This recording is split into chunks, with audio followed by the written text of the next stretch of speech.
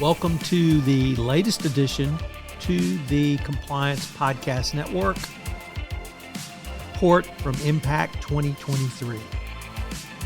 ECI's Impact 2023 was one of the leading compliance events in the year of 2023. At this conference, Tom Fox, the voice of compliance, was able to visit with several of the speakers, exhibitors, participants, and one group from an ethically minded Girl Scout troop in New Jersey. In this limited podcast series, Tom explores many of the most cutting-edge topics in ethics and compliance through short podcast episodes. Check out the full series of interviews. You will be enlightened, informed, and come away with a fuller and more thorough understanding of the most cutting-edge topics in ethics and compliance. Check out this episode of Report from Impact 2023. In this episode, I visit with John Bricker about the role and intersection of ESG in compliance.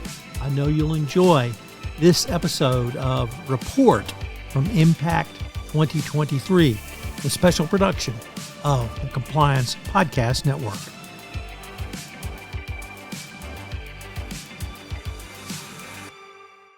Hello, everyone. This is Tom Fox, back for another episode at ECI Impact 2023. Today, I have with me John Bricker. John, first of all, welcome. Hey, thanks, Tom. Glad to be here. So, John, why don't you tell the folks your current role? Yeah, I'm Vice President of Sales for SAI 360, organization that's been around for a long time. We were known up until a couple years ago as SAI Global, so a lot of folks know us, and it's great to be part of ECI Impact. So I wanted to get your thoughts and observations of the conference so far. Yeah, it's really interesting watching the ethics and compliance kind of arena evolve. This is the first time that ECI is back in person since 2019 when we were in Dallas. So we've had, about a 3-year hiatus. It's great to see everybody. It's amazing the value of getting the gang back together and having the opportunity for face-to-face networking and the people that you bump into. So first and foremost, that's awesome. Second of all, I think that the agenda is a good one. I think that a lot has happened to evolve programs. There were sessions this afternoon on looking at the board, the Caremark decisions, post-McDonald's, for example, and the impact that has on boards and directors, and things like Chat GPT and the AI environment and how that's evolving the function. So there's a lot of really timely information, Tom. So I thought there were some outstanding keynotes today, specifically Pat Harned and then Nick Gallo. And one of the themes I got was we really are at an inflection point for compliance, or a fulcrum maybe even, largely because of the pandemic, but certainly other factors where, as you said, we really haven't been together, and we've done a lot on Zoom, but I don't want to say we lost our way, but we lost the old way of doing things, and now we're kind of rediscovering that. Has that been your experience from the vendor side as well? Yeah, definitely it has been. So first of all, with respect to the keynote, I didn't realize ECI was a 100-year-old organization. And so I thought Pat's opening keynote was really interesting and informative. And so for those who don't know, would encourage you to look into the origins of ECI. It's really a fascinating kind of journey that she walked us through.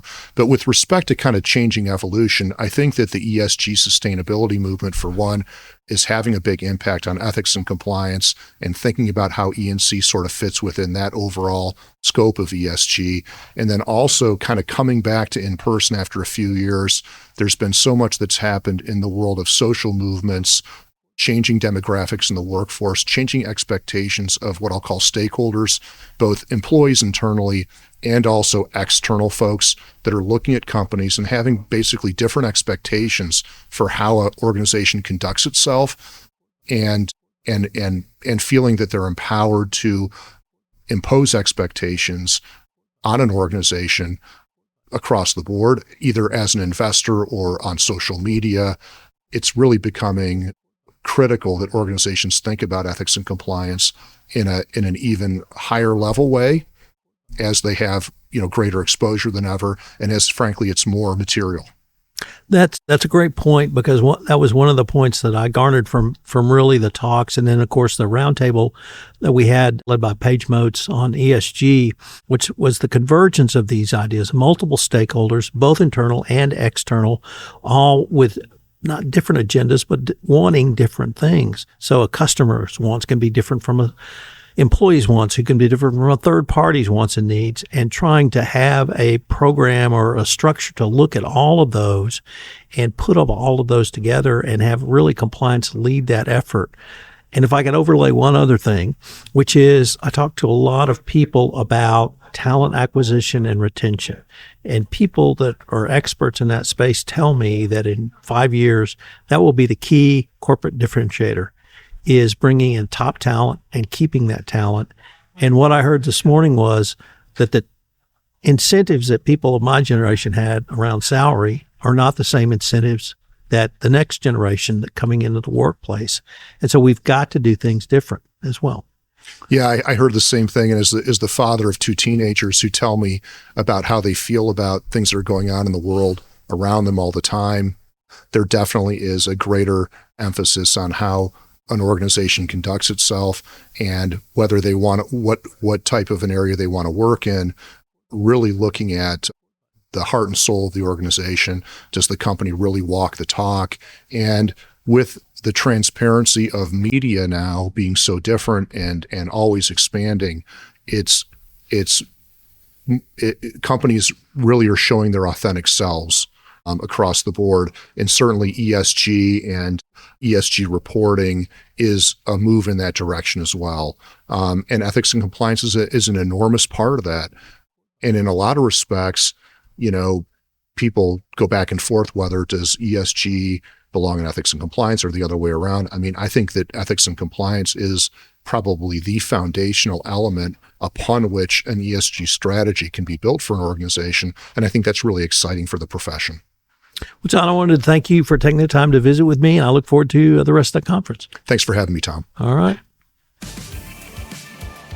This is Tom Fox. Thanks so much for listening to this episode of Report from Impact 2023. We've linked to the guest information in the show notes, as well as ECI.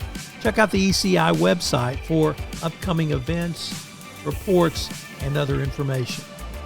Report from ECI 2023 is a production of the Compliance Podcast Network.